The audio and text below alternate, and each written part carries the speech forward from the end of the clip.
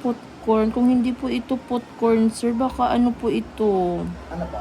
Kulugo. Kailangan siyang gamutin ng kasoil oil. Kasi parang may mga mata-mata po siya eh.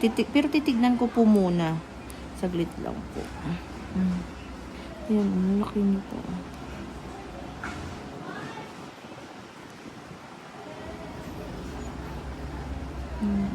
Tsaka masakit po ito, sir, pag inaapak. Opo. Pag namali ka po ng apak, masakit po ito. Pag siya mismo yung nagkocontact Oo. sa lupa. Pag siya mismo yung nagkocontact.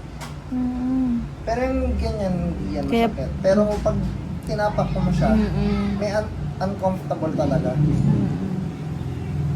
Kaya, para makita mo rin yung video na.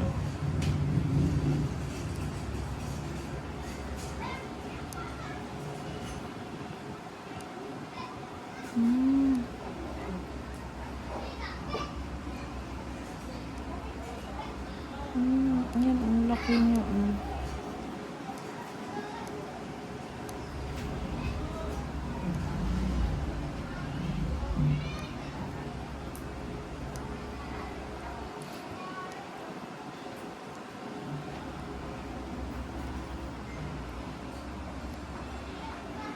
Ayun.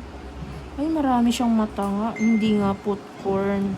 Hindi siya popcorn, sir. Ang dami niya pong mata-mata, oh. Naku, papakita ko po sa iyo yung video. Na natanggal na yung itim. Kailangan to siyang gamutin ng ano. Kailangan siyang gamutin ng kasoy cream. Wait lang po.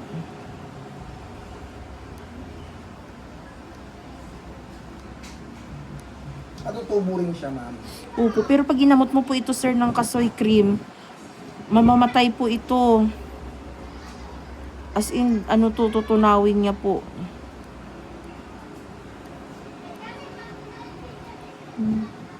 Kasi papakita ko po sa iyo, sir, ha, yung ano niya. Hindi po ito, ano, hindi siya popcorn po. Ano pag-apply ko ng kasoy cream, tapos tatakpan ko siya? Opo, mas maganda pong ganon. Tingnan niyo po, sir. Oh. Ang dami niyang dot na spot na black, oh.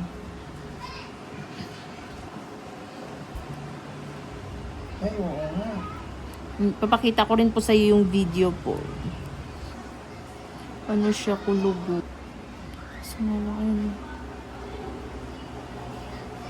Kasi kung pipilitin ko to ng pipilitin na ikat, dudugo na po ito. Iba yung ano eh, iba yung popcorn.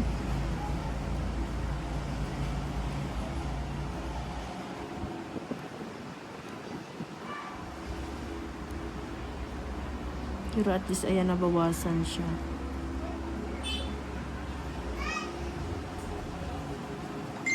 Ayan.